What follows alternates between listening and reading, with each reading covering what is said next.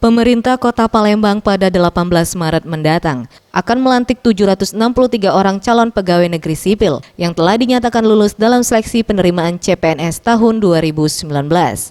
Dari total 763 CPNS ini, sebanyak 360 orang untuk guru kelas, guru agama sebanyak 60 orang, guru penjaskes 60 orang, tenaga kesehatan 195 orang, tenaga teknis 69 orang, dan tenaga honorer K2 sebanyak 19 orang.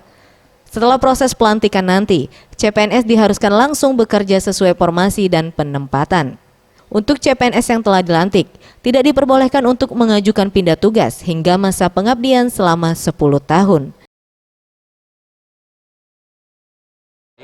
Begitu dia pelantikan, sore atau siang dia sudah harus ngantor sesuai dengan formasi yang dia dapatkan waktu pendaftaran.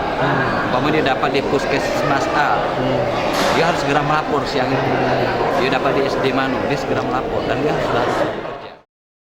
Tim Liputan Sriwijaya TV.